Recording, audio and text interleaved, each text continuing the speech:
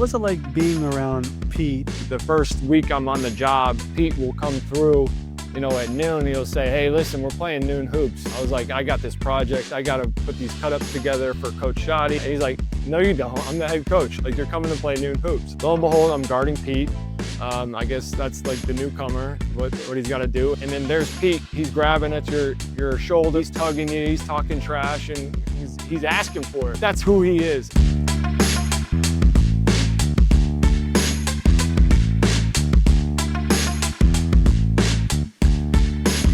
Welcome in. It is the Tuesday, September 2 edition of the NFL Spotlight Show. We are presented by FanDuel Sportsbook. It is officially week one of the NFL season, kicking off here on Thursday night. But since it is a Tuesday here on the show, we all know that means we're going to have a special Spotlight guest of the week. And today, we will be joined by Carolina Panthers offensive coordinator Brad Idzik, who's going into his second season with the organization, a man who grew up around the game of football and has really had a fast rise here in the NFL. When he was hired last year, he was the youngest offensive coordinator in football at the time. And going into this year, they're coming off a lot of momentum at the end of last season of Bryce Young and the entire offense. And this is the person who has been around Dave Canales, the head coach. His entire NFL career has followed him from getting his first chance in Seattle to eventually in Tampa Bay and now here in Carolina. He's a former wide receiver himself, has coached receivers like DK Metcalf and Mike Evans and Tyler Lockett and Chris Godwin. And now here in Carolina, he has some amazing young weapons, including Tetairoa McMillan. And the goal in Carolina is to see a big step forward this year with Bryce Young. And Brad Idzik is a very, very big part of that. A bright, young offensive mind in the NFL who has really taken his own path and took it into his own hands and has really become one of the great minds in football and a name to watch here in future years. But we spoke for almost 40 minutes with him about his career path, his journey, how he got to where he is today. And it's quite a remarkable one. He does reflect about all of it at one point in the interview. And it's really somebody who many people could resonate with his story. So here it is, my full close to 40-minute discussion with the Panthers offensive coordinator, Brad Idzik. Joining us today here on NFL Spotlight, he is entering his second season as the offensive coordinator for the Carolina Panthers. He works very closely with the head coach and Dave Canales. It is Brad Idzik. Brad, thank you so much for doing this. How's everything going? That's all. It's been going good, man. Just looking forward to live bullets and getting ready to the regular season. It's going to be week one sooner than later. This is going to be released during game week. So week one versus the Jaguars is coming up for you guys down there in Carolina. And this is the NFL Spotlight Show. We love spotlighting people's careers, their journeys, their paths to how they got to where they are today. And I want to start with early on with you. You were born in North Carolina. You're in a football family. Your grandfather coached. Your dad was a longtime NFL executive and GM. What was it like growing up in that world where football kind of blended with family with you guys? Yeah, I guess I was the one in the family to carry the torch in the sports world. Brother is, he's in mechanics and he's a rocket scientist now. And sister, she wasn't the one to play football. So that was kind of on me. But for me, just being exposed to it as a young kid, I was a bye-week baby when my dad was a GA at Duke. And then, circling back and coming back here has been awesome. That way, full circle with my football life, but just very fortunate to be exposed to it. And I fell in love with the game very early and just the culture around the game. And then obviously playing it, getting close with teammates and a bunch of different places where we lived, where I went to school. You just realize it's a little bit different than any other sport. It really brings guys close together, and I've loved every minute of being involved in it. Well, in high school, you were a two-sport athlete. You did football, obviously. You also did track. You were a captain in both. You mentioned your other siblings were not really into sports. Was the goal always to be involved in sports, and was football always the goal no matter what? Yeah, I think sports is the natural thing for me. I just love to compete. When we moved, I think, after my middle school year 3 times, so sports was my way of, connecting with a new environment and meeting new friends and stuff. And then also just loving the chance to compete any chance I had. So for me, it was naturally, going to gravitate to that. When I was younger, I was more of a mathlete. I was kind of going to competitions, that would be elementary school and middle school. And then you move on and you realize, okay, I'm the new kid on the block. I might need to, kind of angle it more towards sports. But as far as, knowing that I wanted to be in football, I actually, like, when my playing career at Wake Forest is coming to a close, I didn't know for sure what I wanted to do. I was in business, enrolled in business there, math business. And I thought, try to shoot some flyers out to see if there's a GA opportunity, get a master's and finish school on the front end. Don't go back to school. And then while I'm doing that, see if coaching was something that I wanted to get into. And I took root, and I've loved it ever since. I'm going to go back to just the high school days here, because you dealt with some injuries in high school. You went to college, you tore your ACL. There was a lot of things that happened early on. You did play receiver at Wake Forest a little bit, but you mentioned eventually deciding that you're going to become a coach. At what point did you realize coaching was your passion, especially when your dad was on the executive side? He was, a scout and involved with the cap and all that. Like, how did you choose coaching the direction I want to go in? Well, it wasn't until I stepped foot on this campus at Stanford, because I thought I was going to go down the business side of football. I thought I was going to, evaluate tape. I loved doing that with my dad. My dad and I connected on that, in the free time up the draft process. I'm always sending him my list, which I don't know if he read it or not, but, I always had my hand in kind of his world, and I love that part of it, the evals and school visits and stuff like that. That stuff was so cool to me.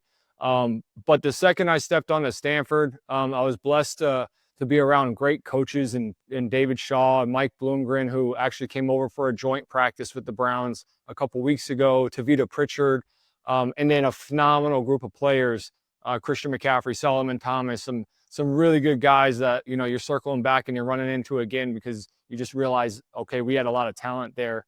They made coaching seem easy, right? When they go out and make the plays. But you also, just the culture that we had at Stanford, I fell in love with it. Those guys were gritty. They found ways to win, and they played a tough-nosed style of football that, I really would love for all the teams that I'm involved with to characterize. Well, you spent 5 years at Stanford as the graduate assistant there, and you started as a volunteer offensive assistant. How did, on the show, we love talking about how doors open up for people. How did that door open up? And being at the bottom of the totem pole, as bottom as it could be, did you ever have any doubts that this is something that could actually become a potential career? Yeah, you actually, like, the exponential growth you have when you're scratching and clawing will never be replaced. When you're challenged, my first years at Stanford, my first years in the league under Brian Schottenheimer, when you're challenged and pushed to your brink, you figure out how much do you love this, but then you also figure out how much you don't know. So I would say early on, just trying to find my way, those first couple of years, if I'm being completely honest, I wanted to kind of come out from my dad's shadow, and I wanted to go out to a place where I didn't know anybody. And Stanford was that. I had no connections there. I was in California for the first time ever. And I was challenging myself with the academics, but then also jumping right into the middle of a really good football team. And I really, I take a lot of pride in the relationship piece of the game, and the relationships I made there with those coaches, and what they showed me of pouring into young guys. Tavita Pritchard being one. He was a quarterbacks and receivers coach. I'd come in as a first-year coach at 22 years old, and he'd say, "Hey, Brad, you got the receivers today in Indy. You go run whatever drills. I trust you, man. Like, go have at it." And that, from a very young age, showed me that, you know what, if you go and you work hard, you plan, you'll earn people's trust, and then let the rest take care of itself. And that just it kind of set the pathway too for me, is your roles change and you kind of go up a little bit, in the coaching kind of hierarchy. The investment in your younger staff is so important. It's so important to empower those guys. They're at the grassroots level. They're also learning exponentially every single year. So I carry that with me, and that started with Mike Bloomgren and Tavita Pritchard and David Shaw trusting in me at a young age. And I want to pass that forward, because I know how important it was for my career and how it is for others.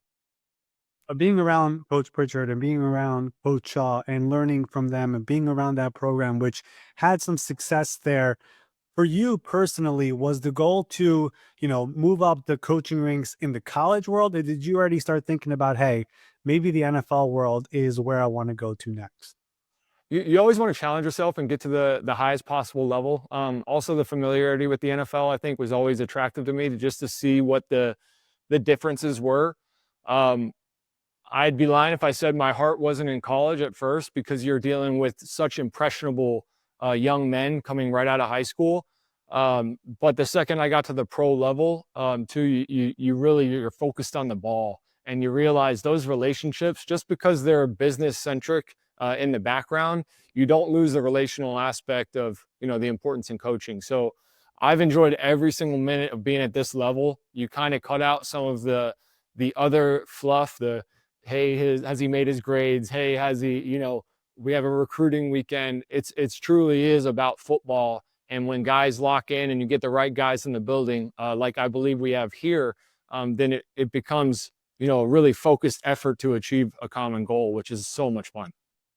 Well, as we know, you were a receiver in college. You coached some receivers there while you were in Stanford. Your first NFL job comes with the Seattle Seahawks as the assistant wide receivers coach. Pete Carroll staff, Dave Canales is there. How does that opportunity of the NFL come about and joining the Seattle Seahawks and being part of that organization? Yeah, I'll go back to kind of what you were referencing, like scratching and clawing as a young guy at Stanford, not wanting to be given anything that I didn't earn.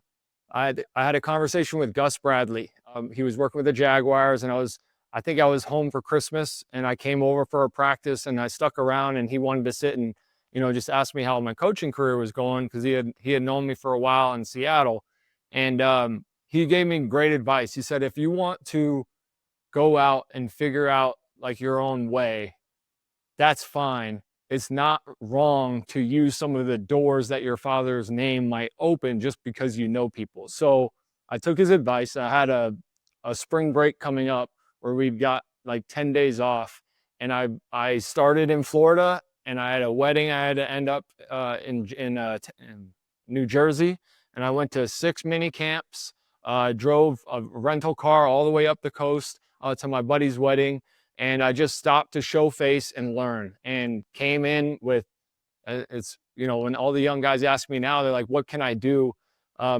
Just go in with honest questions, go in with a curiosity and a fervor for the game, and they'll feel that. And that didn't come back around for me for a couple of years. I was still at Stanford for a couple of years after that conversation with Gus Bradley.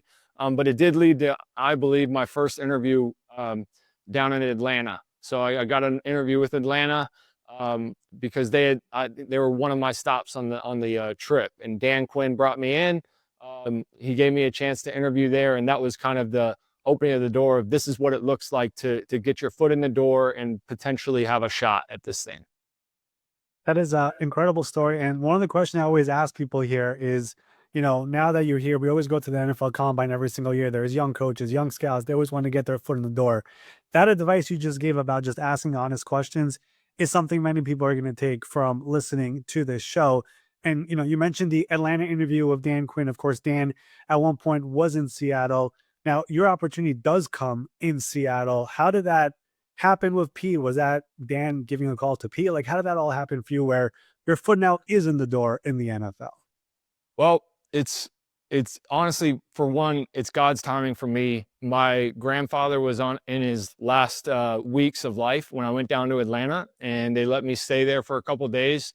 So I saw that as a part of his plan for me. And then once I was on my flight out, they let me stay for a couple extra days, paid for me to go back home to Stanford.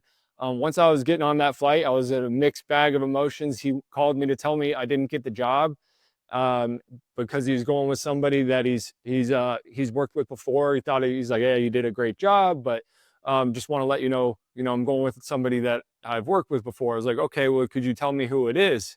He's like, yeah, it's Will Harriger, and he's coming down from Seattle. I was like, okay, great. I appreciate it. Appreciate the opportunity. I told him the story of like where regardless of not getting the job, this was a big trip for me to be there with my grandfather, who was my hero growing up. And then I landed in California, and I called John Schneider, I called Pete and I told them, I said, hey, you're about to lose a guy, Will Harriger, to Atlanta, and I'd like to come interview. And he said, I'll call you right back. So I landed at Stanford. I'm still bag's not unpacked. I'm a mixed bag of emotions. My buddies are asking me, how did the interview go? I said, I didn't get the job.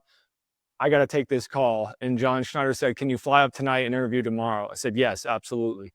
And that it just happened like that. I got my dry run at what a NFL interview looked like. And then they flew me up to Seattle. I ended up getting the job. And then here we are, 4, 5, 6 years later, and I'm working with Will Harriger. So this is, it's just, for me, like, there's moments like that where you just keep working, you just keep believing in yourself, you believe in God's plan for yourself, and it comes to fruition in its own way. So it might not have been my timing. I might have felt like I was ready after a year or two for a new opportunity, but it was perfect timing, because now I have that experience to pull back on. I became a better coach through it all, became a better grandson, became a better brother to be there for my mother as well, going through that. And then just, getting to the right situation where I get to spend time with Dave, and, we obviously have a connection, but all those other guys in Seattle too, that really showed me a completely different model of coaching than we had at Stanford, which is a really cool dichotomy that was experienced very early in my coaching career.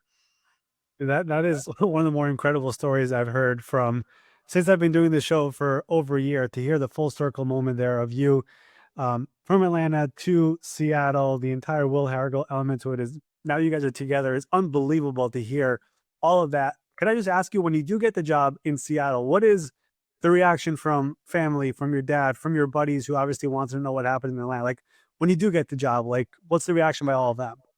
No, my dad was like, I regret that I'm not still there and we can't work together. So that's the first thing. They sold the house, they were already gone. But no, they're just excited, because I think for him, he always wanted me to be around good people, and he knew that that building was full of good people. It was a lot of the same cast that he had worked with a couple of years prior. And that's all he wanted for me. He wants me to carve my own path, but he also knows where the good people are in this business, and he wants me to be exposed to them. So they're just excited for me, and they're excited to make more trips back up to what felt like a second home to them. And they did. And we had a lot of fun with it those 3 years I was there. Dave Canales was already on this staff at the time. He was the quarterback's coach. Was that the first time you ever met him? And how did that relationship start? That, of course, we'll get to all of it here in a few minutes, but you've already followed him now with 3 different stops.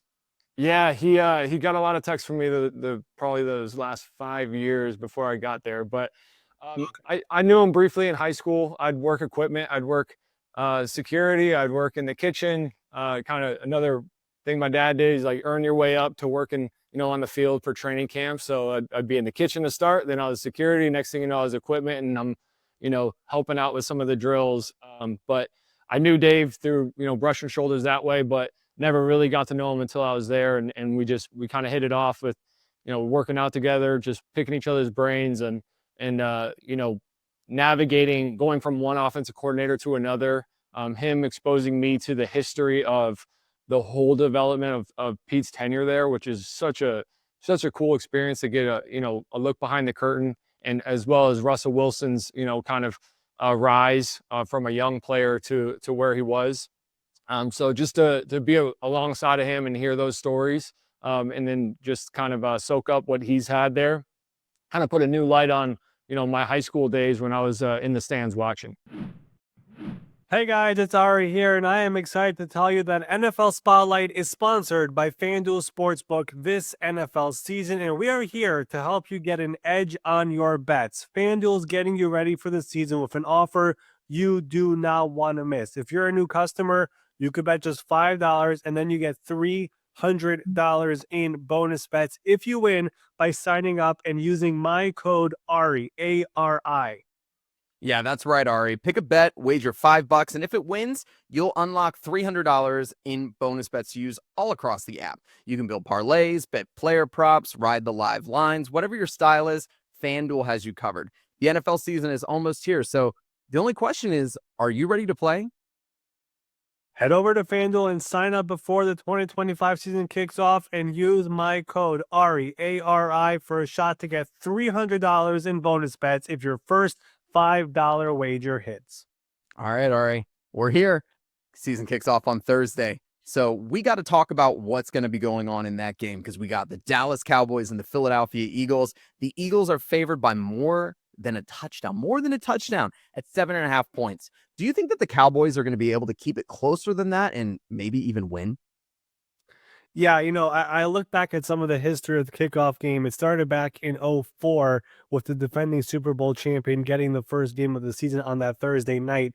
Only 5 times has the Super Bowl champion actually lost the game. And of course, the Eagles are big favorites here. The Cowboys have had a lot of shuffling going on, especially in the last week with Michael Parsons out, Kenny Clark in. But this is a heated division rivalry. Both these teams hate each other. And the reality is the reason why the NFL put Cowboys and Eagles in week 1 and not later in the season is because over the last couple of years, if you've looked at these two teams, there's always been an injury where we have not gotten both these teams at full strength, whether it's Dak Prescott or Jalen Hurts or whatever it is. So the NFL is like, you know what? This is one of our big games on the calendar. We're going to put them in week 1. And I think it's going to be a competitive matchup over here going into the season. Dak Prescott is healthy. We're going to see George Pickens for the first time in this offense. We're going to have CD Lamb. It's going to be a very, very entertaining match. And I think that 7.5 point line is a pretty big number over here, even though it is the home opener, banner night. Fans will be going crazy.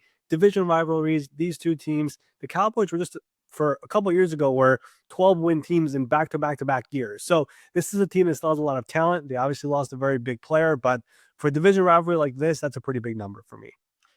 Well, we're going to be going through all the games here this season, talking about some of the best bets during our wonderful segments here on Tuesdays with our spotlight guests, all of that stuff going on. So if you haven't already, head over to FanDuel Sportsbook, sign up before the season kicks off, use that code ARI to try to get $300 in bonus bets if your first $5 wager hits with America's #1 sportsbook, FanDuel.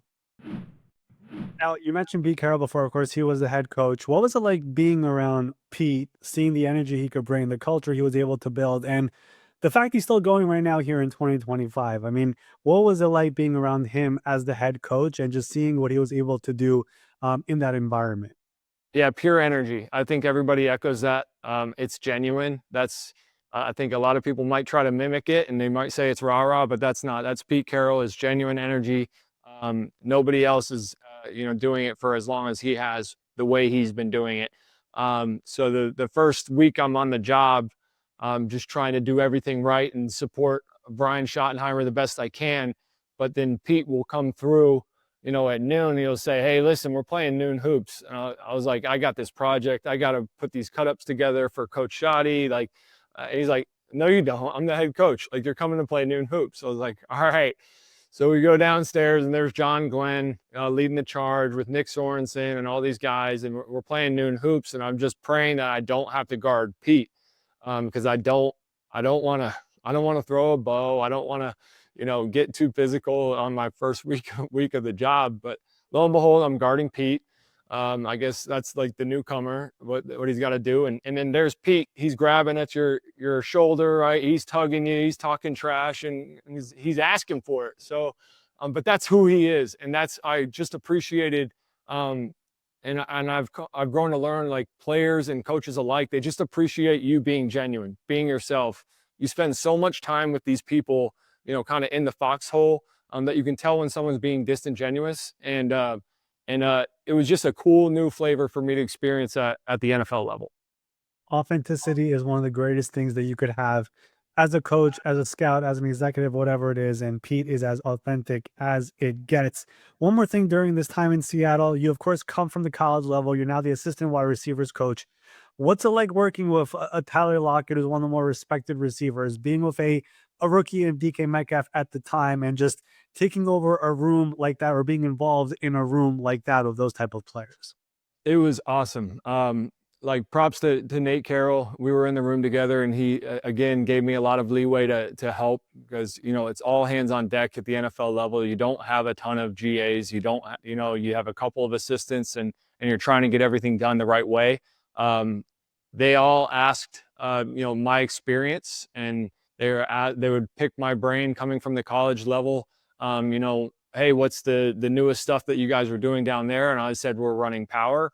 And the fun part too, that which really opened my eyes, was how fluid some of the game becomes when you have special players like Tyler Lockett, like DK Metcalf. Doug Baldwin had just transitioned out. But you watch some of those guys, Tyler being one of the most natural feel players I've ever been around, where you design a play and you don't need to be rigid in the way you coach it for certain guys. Sometimes you need to have the flexibility to allow for a guy to have creative expression in his route running.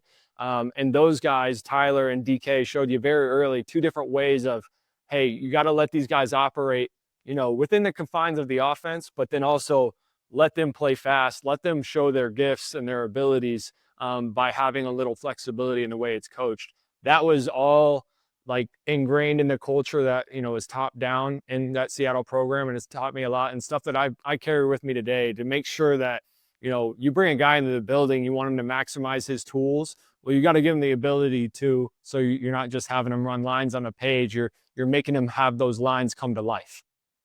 During your time in Seattle, Tyler Lockett had more than 1,000-yard receiving in each of his 4 seasons when you were on that staff. The Seattle Seahawks as a whole had 92 touchdowns, which was second most in the NFL, third most yards, air yards per target. So the receivers were pretty awesome there during your 4 years there. And after that comes to an end, Dave becomes the offensive coordinator in Tampa Bay, and he brings you along with him to become the wide receivers coach. You're going to be leading the receivers group.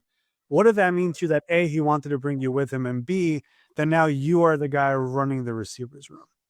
Yeah, I mean, first of all, just Dave's belief in me. I've mentioned it with the last couple of staffs, their belief in me to give me responsibilities. But then also, Dave got a chance to bring one guy with him, and he brought me with him. That's continued to, all the way to here in Carolina. His belief in me has been steady. And I think it's because we do a good job of feeding off each other. We challenge each other in the right ways. We're not the same person. We actually are different in a lot of ways. And that's, I think, why we work so well together, is because we do challenge each other. We check each other's blind spots. But for him to give me the chance to coach receivers, the position I played back where, I grew up. I was born in North Carolina, but grew up in Tampa. Ended up buying my first house 20 minutes away from my parents, 10 minutes from the facility. It was a very special moment to go back home and do that. And then talk about special players.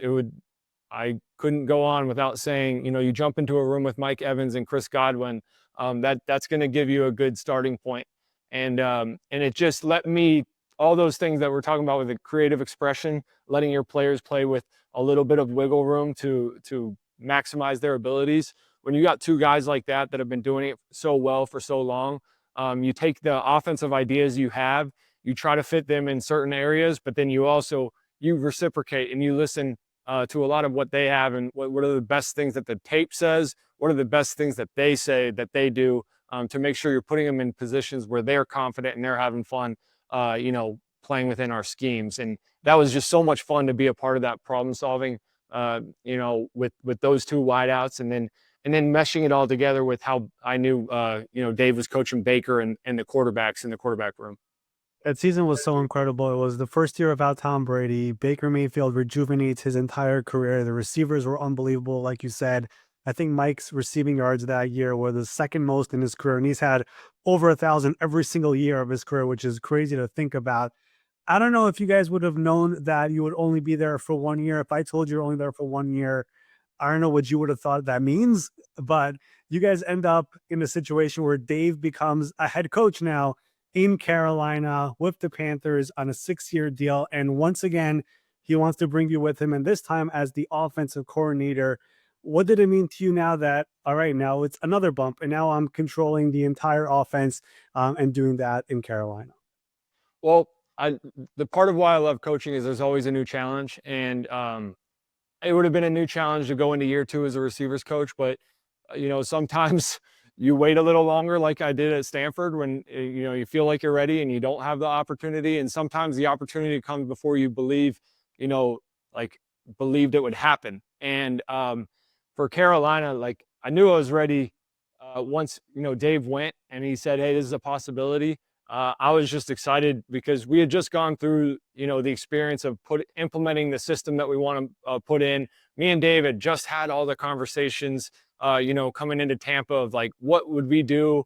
All the side talks and stuff, the philosophy and stuff that we would have in Seattle came to fruition in Tampa. We implemented it. And now this is another run at that. And he was letting me go, letting me lead the charge. And I think that's one of the coolest things about Dave too. As a head coach, you always knew he'd have the opportunity because he's so good with people. He's such a authentic, positive person. Like Pete has his authentic energy that we talked about. Well, Dave has his authentic positivity that really just reverberates throughout the whole room, throughout the whole building. And for me, just for him to stay positive and say, hey, you go take these X's and O's like we did, and let's apply it to this new challenge. And then also just not feel like he has to, stand next to me. He would stand in the back, sit in the back. He would give me great feedback, cover my blind spots as well. And we built this thing again together, along with all the great coaches that we brought on staff. So just really excited about the forum that he sets up for new challenges. And then, we all kind of go through it together. So it doesn't feel like you're out there on your own, kind of working by yourself. Well, the first season in Carolina with you as the offensive coordinator, it was a very interesting one to follow. And I just want to ask you just about the entire quarterback ride that you guys were on. Bryce Young getting benched after 2 games. And then after that, the way the season ended for him and for the offense, 10 touchdowns, no interceptions, over 600 passing yards. How rewarding was that as an offensive staff to see from all the people who were hating and saying all the stuff about Bryce to see that's the way he ended? And going into this year, everyone is pretty confident he is the guy. Like, how rewarding was that as a staff? It was awesome to see. And one, like, you just credit Bryce. You credit the human. You credit his parents. It's one of the first things I told them in Vegas. During that game that Andy started for us last year, and hey, this is a new experience for Bryce. And I saw his parents over there, ran over to him, and I just said, hey, the way he's handled this shows the character behind the man that you brought up, and it's pretty special. So the way he handled the toughest part, it doesn't become a surprise once you put him back in and he shows his colors. And he grew with the offense. He grew comfort with the skilled players he was playing with, and he just played free. And that's what we saw. You'd call a lot of the similar schemes, maybe present it a little bit differently as the season goes, but he played free within it. And some of it was offshoot, and some of it was within the timing of it.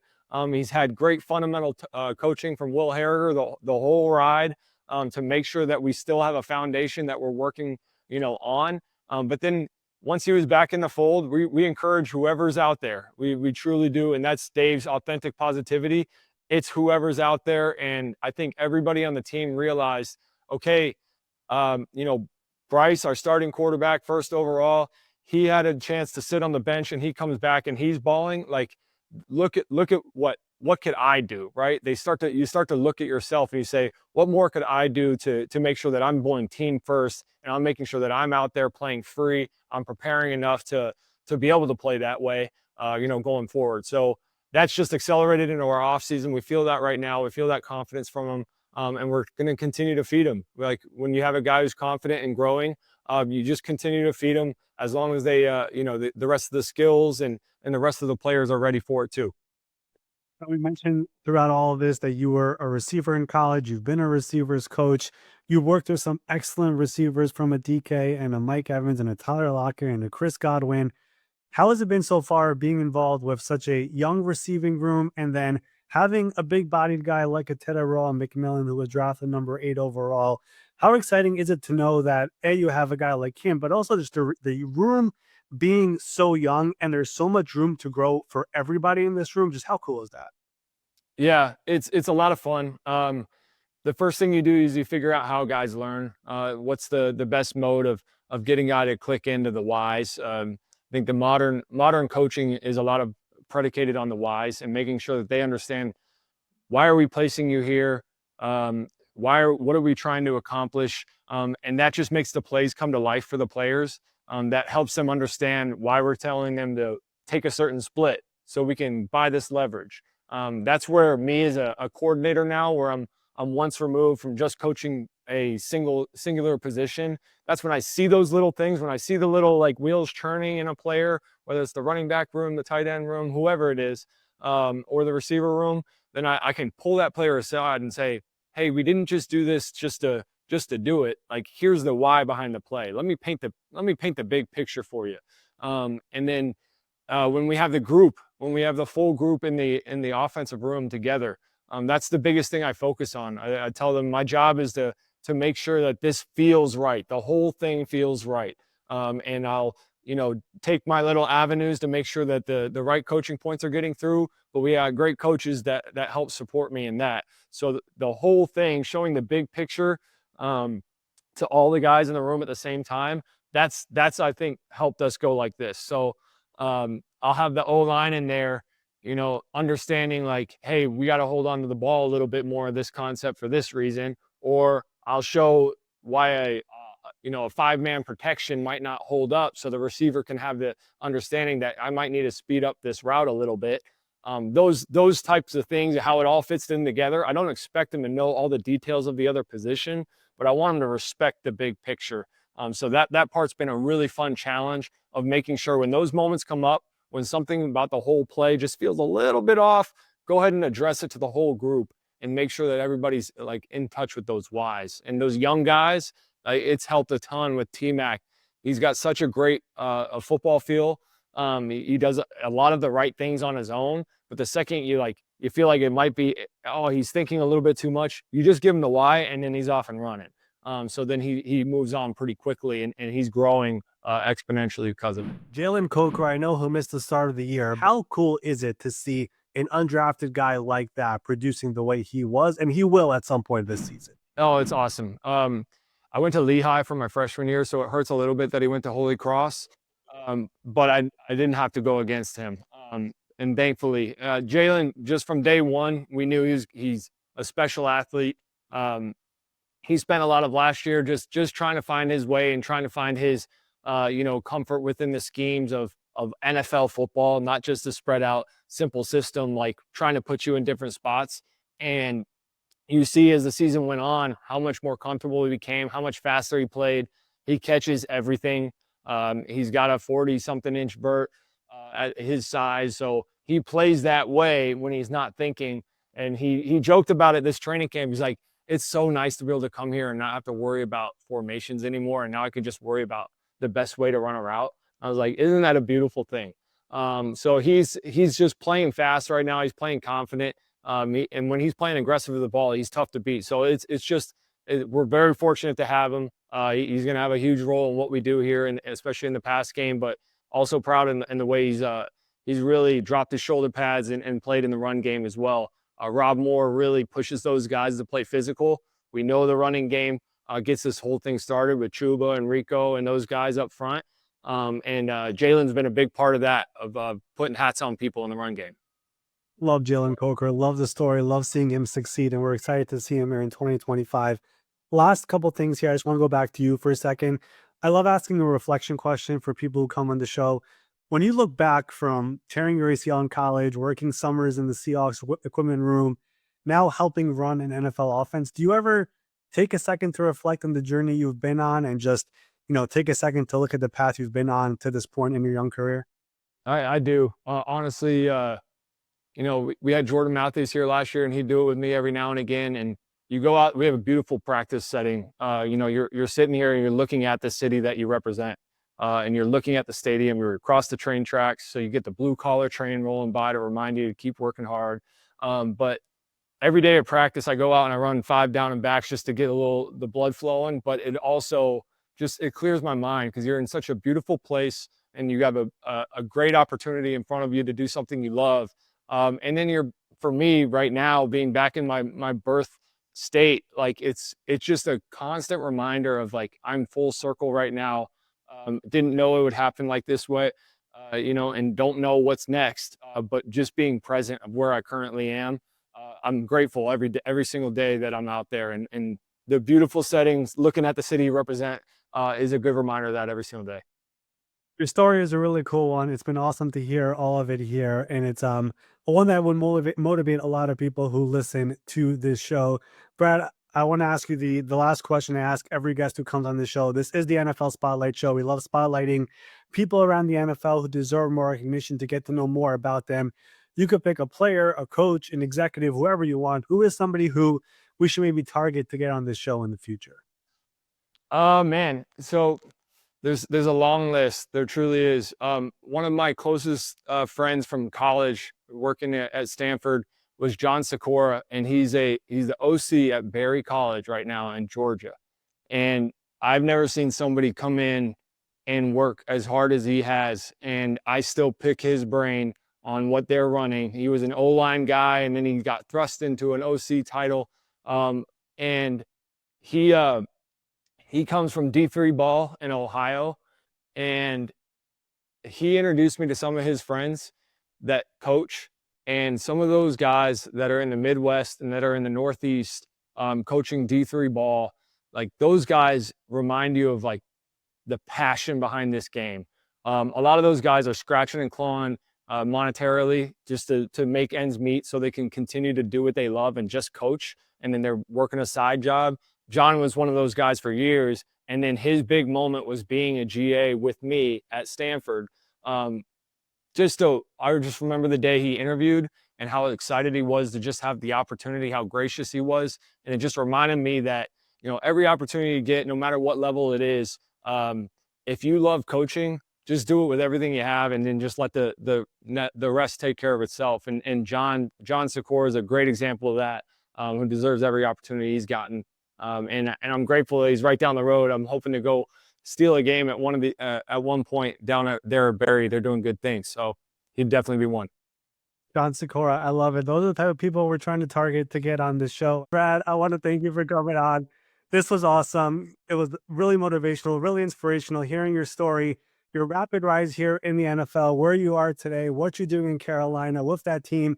A lot of excitement for a team that many people a couple of years ago were not so sure about. So it's a kudos to you.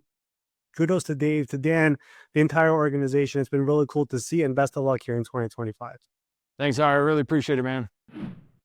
Hey guys, Ari here to tell you that we are so excited to be working with our friends over at Root Insurance. Root Insurance believes that good drivers deserve better rates. So they have created a new kind of car insurance that rewards good drivers in an easy-to-use app. All you got to do while you drive, they gather and analyze data from your smartphone sensors. After a few weeks, you'll get a car insurance quote based primarily on your driving.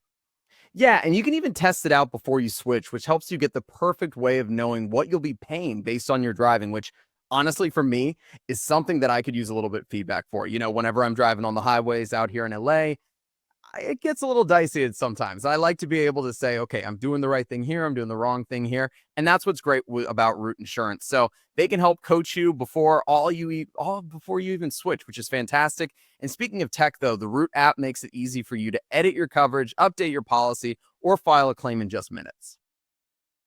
So get started today by visiting root.com, ROOT.com, and learn how you could save for good driving. Okay, Ari.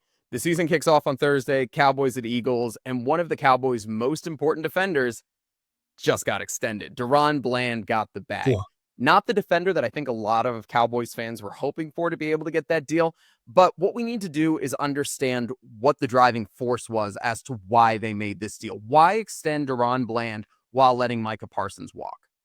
Ben, like the root of all this stuff, whenever you look at the details of contracts in other sports, almost all of it is guaranteed. In football, you really got to go into the details to find out how much money is guaranteed in a contract. And I think at the end of the day, when we find out everything when it came to Micah Parsons, I think it became pretty clear. Jerry Jones did not want to pay him that much money for this player when the roster was already top heavy. They went through all the drama. They got all the coverage. They decided to move on for him for 2 first-round picks and defensive tackle Kenny Clark. Look at the Micah Parsons contract. He got over $120 million in total guarantees. It is a very, very, very big contract. Look at Deron Bland's deal. Always whenever the deal gets reported, it's always overblown. It was reported as a 4-year, $92 million deal, which sounds like a lot, like a top 7 paid cornerback in the NFL.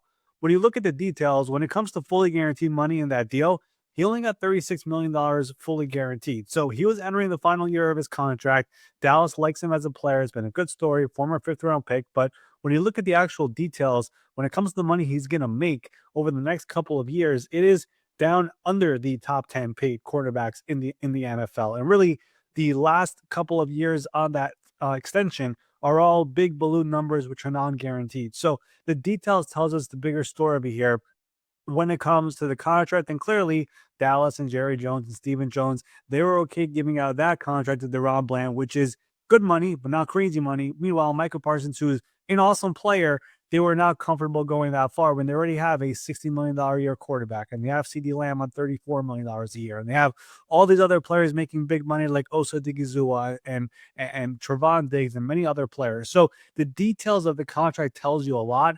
And now with that trade, which a lot of people have questioned if it's a good thing or nothing, they saved a lot of money on that deal. Now they're spending that money on a player like DeRon Bland. We'll see Tyler Smith potentially get done as well very soon. So this is all about budgeting and how teams operate. And this is how the Dallas Cowboys organization decided to do it over here this offseason. Well, the Cowboys decided they wanted to be a little bit smarter with their money, which is also what Root wants you to be able to do. So go ahead and go over to root.com and learn how you can save money with good driving.